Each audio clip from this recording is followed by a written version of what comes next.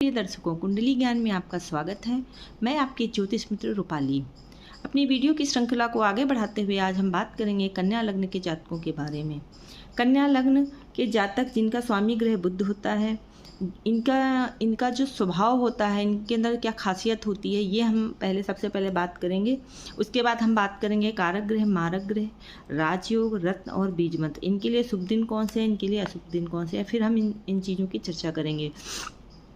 तो अगर आपको मेरा ये वीडियो अच्छा लगता है, इसको अंत तक ज़रूर देखिएगा। अगर आपको मेरा ये वीडियो पसंद आता है तो प्लीज़ इसे लाइक और सब्सक्राइब करना ना भूलिएगा। तो चलिए बात करते हैं हम कन्या लग्न के जातकों के स्वभाव के बारे में। कन्या लग्न के जो जातक होते हैं ये थोड़े से मझोले कद के होते हैं।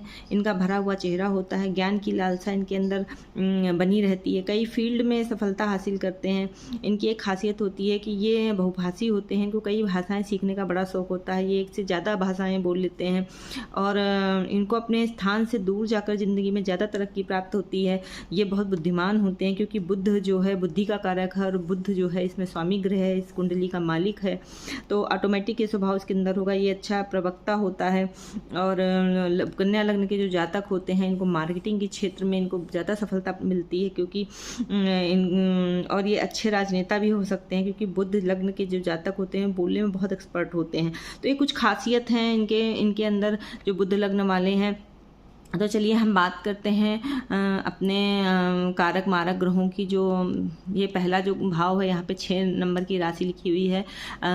तो ये कन्या लग्न के जातक की कुंडली होती है। 6 नंबर के स्वामी ग्रह बुध होते हैं। बुध को 2 राशियाँ मिली हैं, एक कन्या राशि और एक इनको मिली है मिथुन राशि। मिथुन राशि चूँकि ये इनको 10म भाव मिला है और एक इनको लग्न भाव मिला है, दोनों ही बहुत अच्छे इनको प्लेसमेंट मिले हैं। तो बुध यहाँ पे बहुत ही कारक ग्रह हुए। अब हम बात करते हैं दूसरे भाव की। दूसरे भाव में जो 7 नंबर तुला राशि बनी हुई है, तुला राशि के जो स्वामी ग्रह होते हैं वो शुक्र होते हैं। शुक्र को भी 2 राशियाँ मिली हैं, एक भाग्य भाव 2 नंबर वृषभ राशि और एक तुला राशि। एक मिला है इनको धन भाव, एक मिला है इनको भाग्य भाव। दोनों ही भाव बहुत अच्छे हैं और शुक्र बुध के ऑटोमेटिक मित्र होते हैं, तो ये बहुत ही कारक ग्रह इसमें हुए। अब हम आते हैं अपने तीसरे भाव में। तीसरा भाव पराक्रम का होता है, छोटे भाई बहनों का होता है। तो ये जो 8 नंबर है, यहाँ वृश्चिक राशि लिखी हुई है, ये इसके स्वामी ग्रह मंगल होते हैं। इनको एक भाव और मिला है 8वां भाव, जहाँ पे मेष राशि बनी हुई है।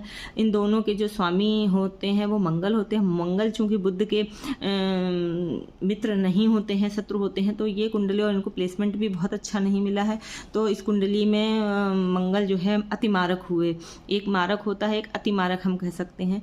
और फोर्थ हाउस में आते हैं। 4th हाउस में 9 नंबर लिखा हुआ है, ये आप देख सकते हैं यहाँ पे 9 नंबर लिखा हुआ। और 4th हाउस हम कैसे देखते हैं, 1 2 3 4, ये 4th हाउस है। 4th हाउस ये हमारी माँ का घर होता है। इससे हम सारी सुख सुविधाएँ देखते हैं, अपनी लग्जरी देखते हैं। लाइफ में जो भी हम सुविधाएँ मिलेंगी, हमें कितनी गाड़ी होगी, हमारे पास कितना घर होगा, हमारे पास कितने घर होंगे, हम क्या क्या सुख उठा सकते हैं अपनी ज़िंदगी में, ये सारी चीज़ें हम इस भाव से देखते हैं। तो इस भाव के जो स्वामी ग्रह हुए वो गुरु हुए और गुरु को एक प्लेसमेंट हमारा 7वां भाव यानी कि ये होता है हमारा पार्टनर का भाव। ये दोनों भाव गुरु को मिले हैं। गुरु बुध के मित्र होते हैं, तो जो है गुरु भी इसमें कारक हुए। अब हम आते हैं अपने 5th हाउस में। 5th हाउस यहाँ पे ज्ञान का, बुद्धि का, संतान का घर होता है। ये इष्ट देव का भी हमारा घर होता है। तो ये 10 नंबर पे मकर राशि बनी हुई है। मकर राशि के स्वामी ग्रह शनि होते हैं। शनि को भी 2 राशियाँ मिली हुई हैं, एक 5th हाउस, एक 6th हाउस। ये रोग ऋण कर्जे का हाउस है। चूँकि हालांकि ये भाव अच्छा नहीं है, बट शनि को यहाँ पे एक भाव बहुत अच्छा मिला है। और शनि चूँकि बुध के परम मित्र होते हैं, तो जो है यहाँ पे शनि जो है कारक ग्रह हुए। अब हमने ये आपको बता ही दिया, ये आपको बता दिया मैंने, ये और ये बता दिया। अब आते हैं हम अपने 11th हाउस में। 11th हाउस में 4th नंबर लिखा हुआ है, यानी कि ये कर्क राशि हुई। कर्क राशि के स्वामी ग्रह चंद्रमा होते हैं। चंद्रमा चूँकि बुध चंद्रमा आपस में शत्रु हैं और इनको प्लेसमेंट भी अच्छा नहीं मिला है यहाँ पे। चूँकि ये वैसे तो ये लाभ भाव होता है, लक्ष्मी का घर है, पर यहाँ पे चंद्रमा चूँकि शत्रु है तो यहाँ बहुत अच्छा रिजल्ट नहीं देंगे चंद्रमा यहाँ पे मारक ग्रह हुए। अब यहाँ पे हम आते हैं अपने 12 हाउस में। 12 हाउस में 5 नंबर लिखा हुआ है, तो सिंह लग्न की सिंह राशि बनती है। सिंह राशि के स्वामी ग्रह सूर्य होते हैं। सूर्य हालांकि बुध के मित्र होते हैं, पर यहाँ पे सूर्य को बहुत अच्छा प्लेसमेंट नहीं मिला है। यहाँ पे 6, 8 और 12 जो घर होता है, ये घर हमारी कुंडली में सबसे खराब घर माने गए हैं। इनमें जो भी ग्रह बैठते हैं वो कभी भी अच्छा रिजल्ट नहीं देते हैं। वो किसी भी भाव के स्वामी क्यों ना, अगर वो 6, 8, 12 में बैठ जाते हैं तो कहीं ना कहीं वो अपनी दशा महादशा में हमेशा आपको कष्ट और परेशानी जरूर देंगे। तो यहाँ पे हम सूर्य को भी मारक लेंगे। तो ये हुआ ये पूरी कन्या लग्न की कुंडली में कौन कौन से ग्रह कारक हुए और कौन कौन से मारक हुए। आइए हम बात करते हैं राजयोग की।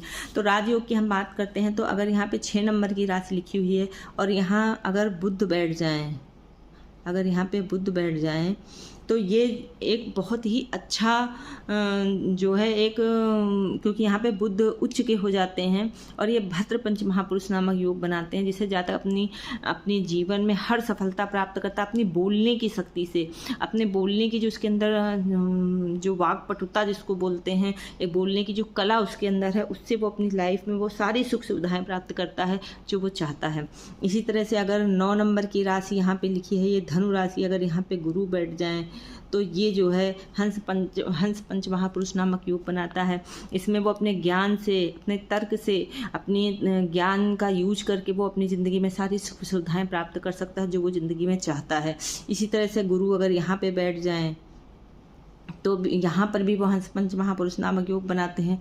यहाँ शादी के बाद जातक का भाग्योदय होगा, पत्नी जो होगी उसकी साथ देने वाली होगी। अगर पत्नी के नाम से कोई पार्टनरशिप वो करता है, उसके नाम से वो करता है तो वो सहयोग करेगी, तो ये भी बहुत ही अच्छा राजयोग है। इसी तरह से बुध अगर यहाँ पे बैठ जाए तो ये भी भद्र नामक पंच महापुरुष योग बनाता है। अपने जो मार्केटिंग के क्षेत्र में अगर यहाँ बुध बैठा है और कन्या लग्न का जातक मार्केटिंग के क्षेत्र को चूज़ करता है तो वो बहुत ऊंचाइयों पर जाता है।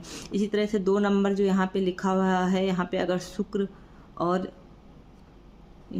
और बुध अगर एक साथ बैठ जाए तो ये लक्ष्मी नारायण राजयोग बनाता है।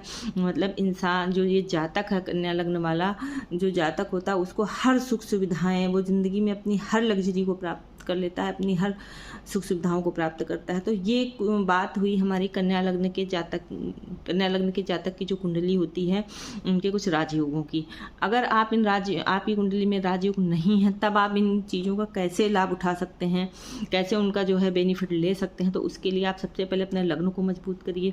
देखिए जो कारक ग्रह होते हैं कुंडली में, हम सिर्फ उन्हीं के रत्न पहनते हैं, हम मारक ग्रहों के कभी भी रत्न नहीं पहनते, क्योंकि वो अपना मार्कत तो कहीं ना कहीं रत्न पहनने का मतलब क्या होता है, हम उन ग्रहों को एनर्जी दे रहे हैं, उनको हम बढ़ा रहे हैं, उनको हम चार्ज कर रहे हैं, तब वो कहीं जाके हमें बेनिफिट देंगे। तो अगर हम अपने मारक ग्रहों का रत्न पहन लेंगे तो वो कहीं ना कहीं हमारे लिए बेनिफिट नहीं देंगे, वो मार्कत्व को बढ़ाएंगे, वो और ज़्यादा हमें कष्ट मिलेगा। तो हमेशा जो हमारे कारक ग्रह होते हैं, तो ये जानना आपके लिए बहुत ज़रूरी होता है कि हमारी लग्न में, हमारी कुंडली में कौन से ग्रह कारक होते हैं और कौन से मारक, किनका हमें रत्न पहनना चाहिए और किनका रत्न हमें नहीं पहनना चाहिए। तो इस कुंडली में बुध, शनि और शुक्र, ये 3 सबसे कारक ग्रह हैं। इन तीनों का ही रत्न आप पहने। गुरु का रत्न इसलिए नहीं पहन सकते क्योंकि गुरु का अगर आपने रत्न, हालांकि गुरु को प्लेसमेंट अच्छा मिला है, गुरु का रत्न आप इसलिए नहीं पहने क्योंकि अगर आपने गुरु का रत्न पहन लिया तो आप फिर ये तीनों रत्न नहीं पहन पाएंगे। तो गुरु का आप बीज मंत्र कर सकते हैं, गुरु को बीज मंत्र करके आप उनको मजबूत कर सकते हैं। बुध जो आपका लग्नेश है, आप खुद हैं, तो इनको मजबूत करना सबसे ज़्यादा ज़रूरी होता है कुंडली में, अपने लग्नेश को मजबूत करना जो आप खुद हैं। आप अगर मजबूत होंगे तब आप अपनी ज्ञान का उपयोग कर पाएंगे, ज्ञान का उपयोग करके आप अपने भाग्य को जगा पाएंगे और तब आप सारी कुंडली में जो सुख सुविधाएँ हैं वो प्राप्त कर पाएंगे। अगर आप खुद कमज़ोर हैं तो आपके पास कितनी भी बुद्धि क्यों ना हो, आपका जब शरीर साथ नहीं दे रहा है तो आप कैसे काम करेंगे। तो आपका खुद का मजबूत होना बहुत ज़रूरी। तो सबसे पहले तो आप लग्नेश का रत्न पहनिए जो कि इसके स्वामी ग्रह बुध है और इसका जो रत्न होता है वो पन्ना होता है। पन्ना को आप अपने लिटिल फिंगर में पहन सकते हैं। हाँ, आपको बुध का प्लेसमेंट देखना है कुंडली में, वो इस घर में 6 में और 8वें घर में और 12वें घर में ना बैठे हों। अगर इन घर में बुध बैठ जाएं तो आपको फिर इनका रत्न नहीं पहनना है, तब आप केवल बीज मंत्र करेंगे। 6, 8, 12 में अगर बुध नहीं बैठे हैं तो आप बुध का रत्न पन्ना धारण करिए। शनि क्योंकि ये इष्ट देव का भी हमारा घर होता है और शनि के लिए हम नीलम पहन सकते हैं। ओम शम शनश्चराय नमः का बीज मंत्र भी कर सकते हैं, हनुमान चालीसा भी कर सकते हैं। आपको जो सुटेबल लगे आप वो करिए अपने अकॉर्डिंग। और 2 नंबर नंबर शुक्र का होता है, इसके लिए आप हीरा पहन सकते हैं, आप ओपल पहन सकते हैं, हीरे का सब्स्टिट्यूट होता है ओपल, आप उसको धारण कर सकते हैं। तो ये भाग्य को भी मजबूत करना बहुत ज़रूरी है। तो कुंडली में अगर आपने ये तीनों ग्रहों को मजबूत कर लिया तो ओवरऑल कुंडली में आप कितनी भी अगर खराब कुंडली है आपको अच्छा ही रिजल्ट मिलेगा। तो आप चाहें तो एक का रत्न पहन सकते हैं, बाकी के बीज मंत्र कर सकते हैं, या आपके 2 के रत्न पहन सकते हैं और 1 का बीज मंत्र कर सकते हैं। आपको जैसे सुटेबल लगे आप वैसे कर सकते हैं। कन्या लग्न वाले जो जातक हैं उनके लिए जो शुभ दिन होता है वो बुधवार होता है, शुक्रवार होता है और गुरुवार होता है। और शनिवार तो ऑटोमेटिक ही होगा क्योंकि वो इष्ट देव का इनके घर होता है। तो शनि मंदिर में जाकर आप शनिदेव पे दिया भी जला सकते हैं, उनकी पूजा कर सकते हैं।